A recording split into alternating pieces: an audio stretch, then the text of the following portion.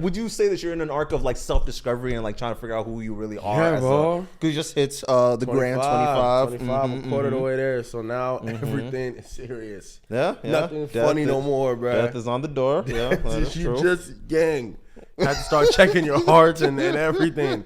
It's crazy. So, like, people, I'm trying to figure out life, bro. Figure out, like, trying to get all that stuff out the way because, you know, people, ain't no way of running from it. Like, especially on the video I sent you about schizophrenia, how like you can actually develop it at 25. You need to wait till 26.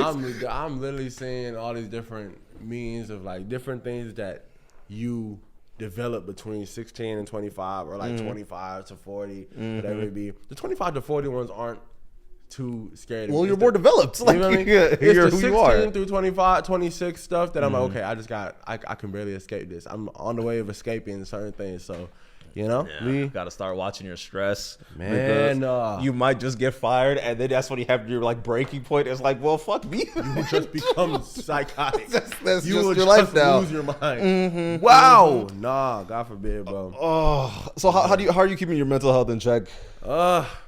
This is where we're about what 30 minutes into it. All right, let's get to the beyond the everything. Mental health is just, I think it's an everyday work. Listening to podcasts, trying to do like shadow work in the sense of what does that mean? see, like confronting your shadows, confronting the things you don't like about yourself. Confronting the problems you have. You know, I think that's something that I'm very glad that I've grown to be so self-aware and like I feel like I can pinpoint all the problems I have. And at some point I was listening to this podcast and it's talking about at some point when you're doing that self-work, it becomes like such a game in your head. And then you see a problem in yourself or you see something affect you and you get excited of like, oh, wow, this is something else I can change, you know? Something else I can work on type of thing. And I feel like I'm getting to that point of like point out these problems, letting them, seeing how they pop in my life and be like, wow, I'm excited to try and that's fair. get this out, you know? So especially on my point, it's I wouldn't say that it's difficult, but one of my main things is realizing that I don't like as much people as I thought I did. Like finding out that a lot of these relationships are not really going they're not nowhere. serviceful. Yeah. Some things just truly aren't serviceful. That's one of the hardest things I've had to experience this year, bro. It's just it's one thing to try and like slowly cut somebody off, but it's another thing when you know that you need to like speed that process up. Especially when you recognize that their path in life isn't aligning. exactly. You know, feet. And it can't be beef. That's what I'm buying. That's what people gotta be grown, bro. It's not beef. We just can't. Gang, we're a quarter of the way there. If you're not gonna make it to the second quarter, you're not gonna make it to the second quarter. We just gotta be honest with each other. That's real. And you wouldn't want me in your life if I don't rock with you for real. Exactly. Let me go, bro. Let's just leave it alone. But okay, how are you working on your mental health? So first off, I gave up any like drugs are just not a thing for me anymore. Honestly, I've recognized that it's if I could go back in time, I'll definitely promote it less. Yeah. And one of the things that I've just like noticed is the altering nature that comes from things of that nature is pretty permanent. Is far more permanent than people like recognize, because it's like when you are younger, your body's able to like go through things a lot more faster because it's not so burdened with the life that it's already lived because there's nothing that you've done so far in your life, right? Yeah. So the active efforts into finding out why you're doing these different things or interacting with these type of different people is very important to like recognize what is the actual purpose of why you are doing what it is that you are doing. And one of the main things I'll say that I'm doing,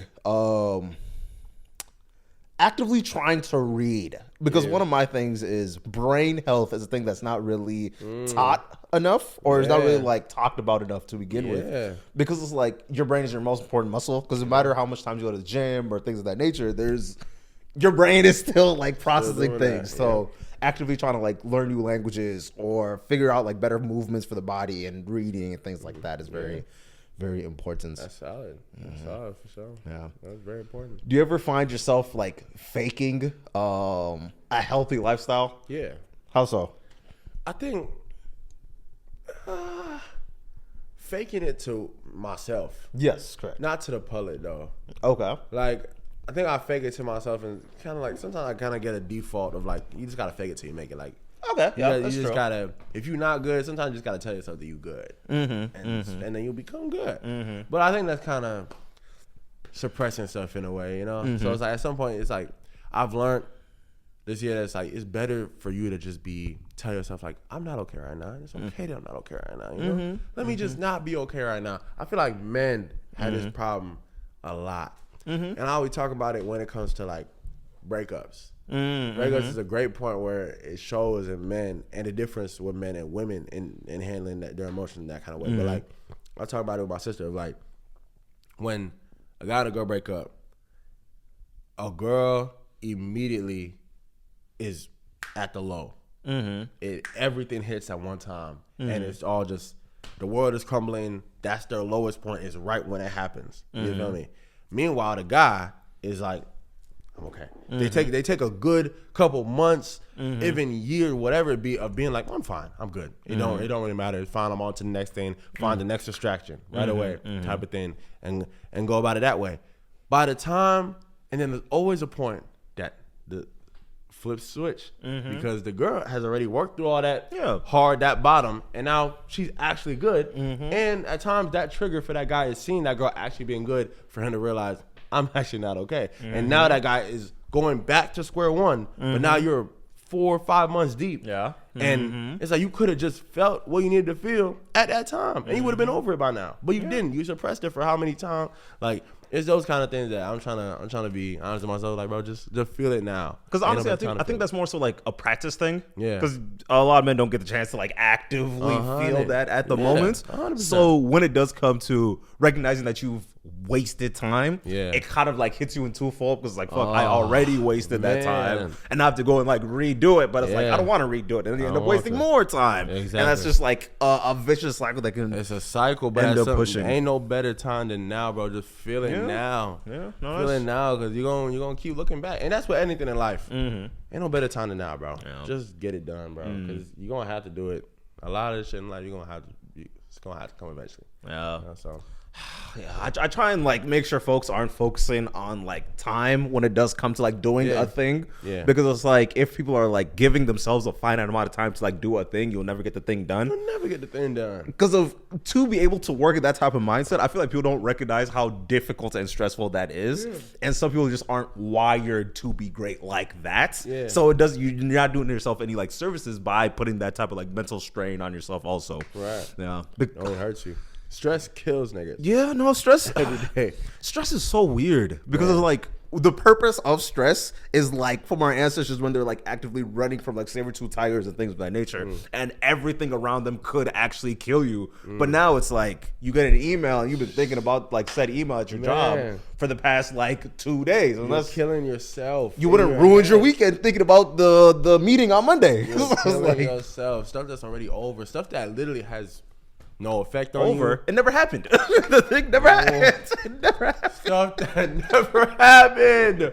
Stuff that never happened. Yeah. You had an interaction and you felt like somebody looked at you weird, and now you're thinking for the rest of the week that this person hates you. You're thinking for the rest of your life this person hates you. And you don't even know it didn't happen. It didn't happen. Yeah. It's not real. And honestly, that's one of the funniest parts about beef. Because it's like me personally, I don't believe it existed until it's like in my face. That's when it comes to something like that.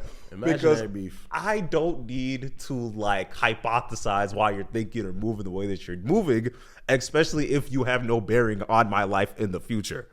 Like you're not able to actually like control. You can't change anything about what I'm gonna do. About my life. So it's like at all, and it's not real beef. If you didn't tell me about it too, you didn't shoot me. Like, bro, I used to say in elementary school and middle school, there would always be, you know, when people would be like, "Oh, this and this person are fighting after school, at the playground, after 8 o'clock," make it a whole big like point. And I'm like, meanwhile, you niggas are sitting in math class together. You got to work on this project together. But you're planning on fighting at 3 o'clock. Teammates. You're planning on fighting at 3 o'clock. This is imaginary beef. Yeah. If you have a problem with me and you see me in person, you look me in my eye, I see you and you see me, and you don't do anything about it, this is imaginary beef. Please, I don't want to hear nothing. Because if it's not enough, I don't care if you see me at the grocery store if you don't come and whoop me, it's not real beef. It's and not real. If you can't whoop me, let's just move it. Please move it. You're not mad. Please move You're not mad for real. People be trying to convince themselves that they mad and you're not. This doesn't even bother you. Yeah. You're not mad at this. Why are you? What? Man, imaginary, bro. People just be. Honestly, that's one of the funniest part is because of like I've grown up with a lot of motherfuckers that actually like had beats, like actually like throwing metal at each other type of thing. So it's like anytime I hear folks being like, oh, I don't like this individual.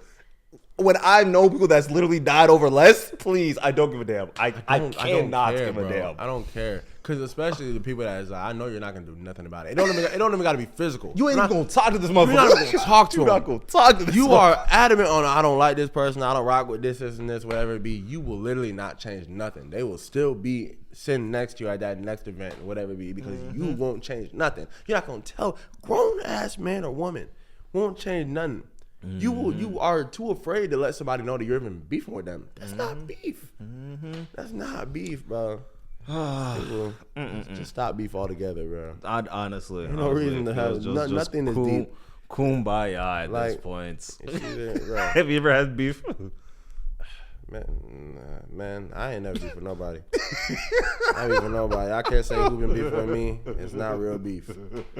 It's not real beef, bro. If you beef with me right now, if you have a problem with me right now, bro, it's not real. It's you. Honestly, I think the reason why my brain has just like changed so much, especially like from the work that I do, and realize that people actually have like real problems or like real things that they're focusing on, and there's actually like real dangerous motherfuckers in this world. It really sat and ingrained into me that's like, how deep is this really? How like intense are we really gonna go with all this? As long as everything on your side is checked, every box on your side is checked. That's what I like to make sure of myself is like, if there's disagreements or arguments, whatever it be, then it's like, that's fine. That's a part of life. Go and try and sort it out.